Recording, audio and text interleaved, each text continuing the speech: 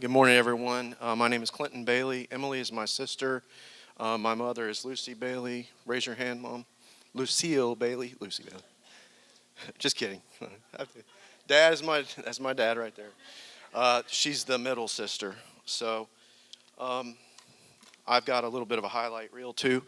A lot of times kids, especially from the 80s, look back, they're like, yeah, the 80s were great.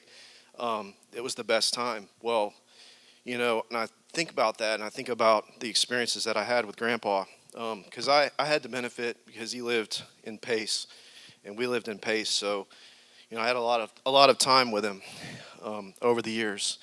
So, looking back, we had a lot of great trips to Pensacola and Fort Pickens fishing piers and the beaches. We throw the cast nets and crab baskets. And we caught mullet and crabs, and we bring them right back to his barn and cook them right there, and hush puppies and all that stuff we make. And my spring breaks, it just always seemed to fall on the right time, or maybe they just planned it around my spring break. But we would get to come over here to Jacksonville and see the rest of the cousins, and we'd also go to this place called Ocean Towers in Panama City. And that's where I got to spend a lot of time with my cousin Dwighty, and so that was always something to look forward to. It always worked out that way. Of course, my favorite times was going with them with the Airstream to Fort Pickens and riding my dirt bike around, and it was just like I didn't need anything else. Like I had everything I needed, and a lot of living life, you meet people, they never got that. They never got that opportunity. They didn't have grandparents. And you don't know going through that how blessed you are. You're truly blessed. I was really blessed. For years, Grandpa would be the first one over at our house on Christmas morning, like really early. So how do I know that? Well, I'd get up really early too with my little flashlight, and I'd be poking it under the Christmas tree, looking to see what Santa Claus brought. And Grandpa would be out there in the Cadillac, just waiting quietly, right? And I'd be there with my flashlight. Well, we had stained glass doors on the front of the house, and I guess the flashlight went over one direction, and it beamed through the stained glass, and he caught me. And so I went back to bed, right? And a couple hours later, everybody got up, and he was telling everybody, I caught him on the tree. I saw, what is that flashlight in there? And he was laughing and stuff. So the hunting trips were always great because I don't think I ever got up that early. It was like 2 or 3 a.m. We were out the door. And there was one time where I actually saw a deer. I could have killed it. It was a buck. And I just couldn't pull the trigger. I couldn't kill Bambi, And so we came back. He's like, he's consoled me. He's like, don't worry, like, you got buck fever. You got buck fever. You're good. You're good. And but he was telling all the buddies, like, yeah, he saw one, but he just didn't pull the trigger. But that's okay. You couldn't go wrong with Grandpa. I mean, he didn't say, it was good. Like, everything was good. He would just laugh. And even though I lost the opportunity and I never saw another deer again, so. So just living a few miles away in Pace,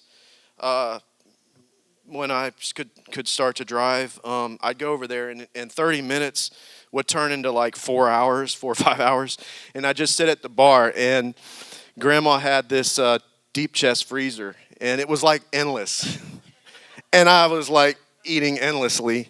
And we just sit at the bar, and we would talk about, like, I'd fill her in what was going on for the rest of the month. She would tell me what's going on, and she was always talking to her sister and telling me everything. And Grandpa would be there, and I'd spend hours and hours over there. And then I'd go home, and it was about time for dinner. So, get fed at home. So it was good. And it was a lot of rice and gandulas. Yeah, it was good stuff. Good stuff. So when I was around 20 years old, Grandpa was around, I think, 70. he told me something that sort of would resonate. And when you're a kid and you haven't lost anybody around you, close to you, you almost feel like, well, I'm 20 years old, I'm invincible, I'm not going to die. Nobody else is going to die around me, I'm not going to lose them. But he told me, he said, Clinton, I think I've only got about 10 years to live. And I said, Grandpa, don't say that, it's not true. And but it reminded me of my own mortality, and I thought about it like something came to me. I was like, I feel like what he's really telling me is that he's at peace. He has Jesus. He has Jesus. He's at peace. He'll be ready if that time comes. Grandpa actually lived better about another quarter century. It made me think of something after he passed as I sort of reflected. There's a term thrown around today, generational wealth. And I think that if we polled everybody here, we could get an answer of what that is in terms of passing financial stuff down to our future generation. And but the reality is there's just never enough on this earth. And I thought about Grandpa and his heart and how he treated others through the years. And it's so true, totally true. He never met somebody that was not his friend. Everybody was friend. He was friendly to everybody. And he would sit on his bed, and either on his lazy boy in the living room or in his bedroom, he would read his bed, and sometimes he's quoted. It's true, he really doesn't necessarily remember scriptures and stuff, but he had an example. He set an example. He really did set the example of someone that loved Christ. He truly loved Jesus. And that example is sort of, it's in our core, and it's so important to us, especially in our formative years, and how other people may have not received that example when they were young. But I saw that through Grandpa. When he passed, he had really kind of given us all a gift of just true peace. We had a peace because we knew he was in heaven with Jesus. I was not worried. I was happy for him. I was at peace. And it's not the same for others that just don't have Jesus in their heart and don't love him.